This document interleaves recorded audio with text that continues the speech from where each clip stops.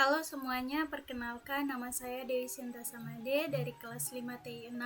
Hari ini saya akan mempresentasikan materi mengenai AI, khususnya tentang manajemen sistem pendukung dan sistem pendukung keputusan.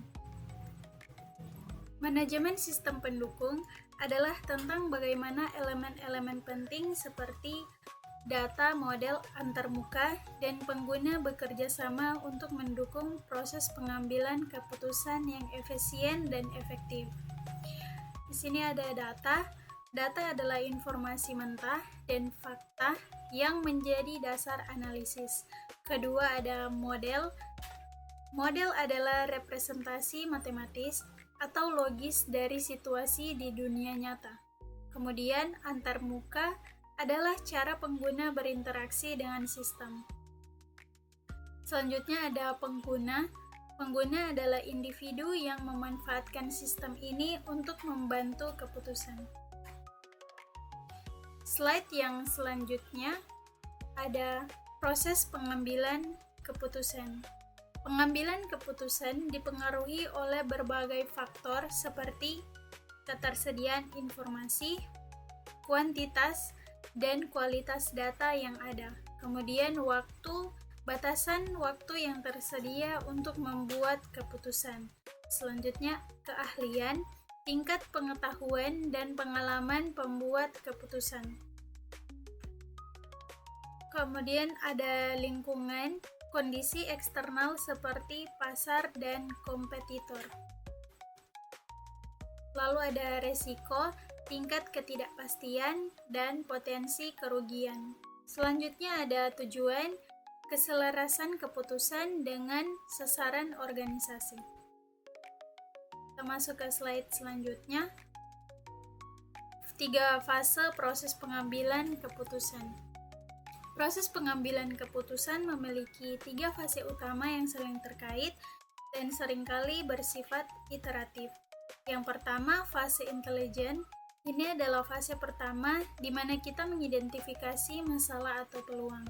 Di sini kita melakukan pengumpulan data dan analisis lingkungan untuk menemukan gejalanya. Yang kedua ada fase desain. Setelah masalah teridentifikasi, kita mulai mengembangkan alternatif solusi yang mungkin.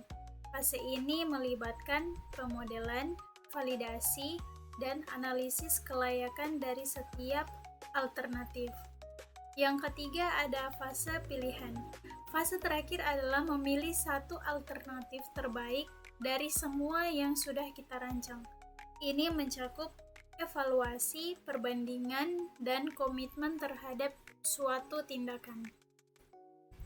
Selanjutnya ada kerangka pendukung keputusan. Kerangka ini menggambarkan proses yang terjadi dalam sistem pendukung keputusan, yaitu pengumpulan data, mengakses dan mengumpulkan informasi yang relevan, kemudian pemodelan, menerapkan model untuk menganalisis data. Selanjutnya ada generasi alternatif, menghasilkan opsi atau solusi yang berbeda. Yang terakhir, evaluasi, menilai alternatif dan memberikan rekomendasi. Kemudian yang selanjutnya definisi sistem pendukung keputusan atau DSS. Sistem pendukung keputusan atau DSS adalah sistem informasi interaktif berbasis komputer yang dirancang untuk membantu pembuat keputusan. DSS fokus pada pemecahan masalah yang semi terstruktur maupun tidak terstruktur. Poin penting tentang DSS adalah interaktif, memungkinkan dialog dua arah antara pengguna dan sistem. Kemudian berbasis komputer, menggunakan teknologi untuk memproses informasi. Selanjutnya mendukung, bukan menggantikan. DSS adalah alat bantu, bukan pengganti pembuat keputusan. Selanjutnya ada syarat DSS. Agar sebuah DSS efektif, ia harus memenuhi kriteria berikut. Yang pertama, fleksibilitas data, mampu menangani berbagai jenis dan format data. Kedua, ada antarmuka, ramah pengguna, mudah digunakan bahkan oleh pengguna non-teknis. Selanjutnya ada kemampuan analitis, menyediakan alat untuk pemodelan dan analisis mendalam. Yang terakhir ada adaptabilitas, dapat disesuaikan dengan perubahan kebutuhan keputusan. Slide selanjutnya kita akan membahas tentang terminologi kunci dalam DSS.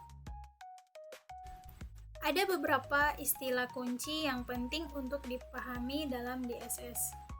Yang pertama ada model base, koleksi model analitis dan statistik.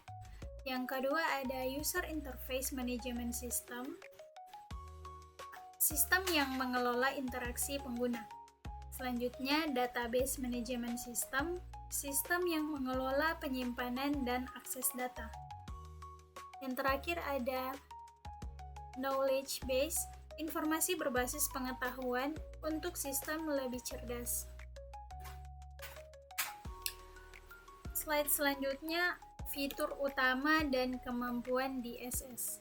Karakteristik utama DSS adalah yang pertama, mendukung proses pengambilan keputusan. Yang kedua, interaktif dan fleksibel. Yang ketiga, mampu mengatasi masalah semi-terstruktur.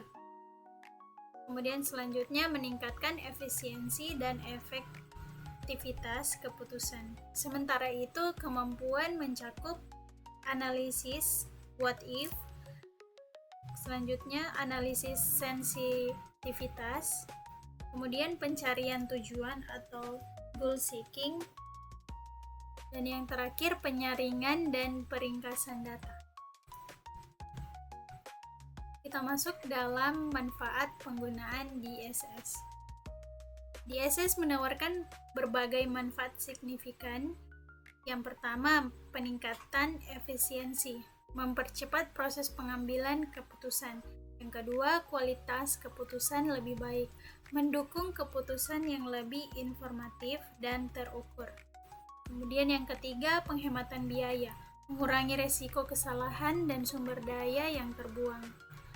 Yang keempat, peningkatan komunikasi, memfasilitasi diskusi berbasis data di antara tim. Yang kelima, keunggulan kompetitif, memungkinkan respon cepat terhadap perubahan pasar. DSS memberikan keunggulan strategis bagi organisasi yang ingin membuat keputusan yang cerdas dan adaptif. Demikian presentasi dari saya. Terima kasih atas perhatiannya.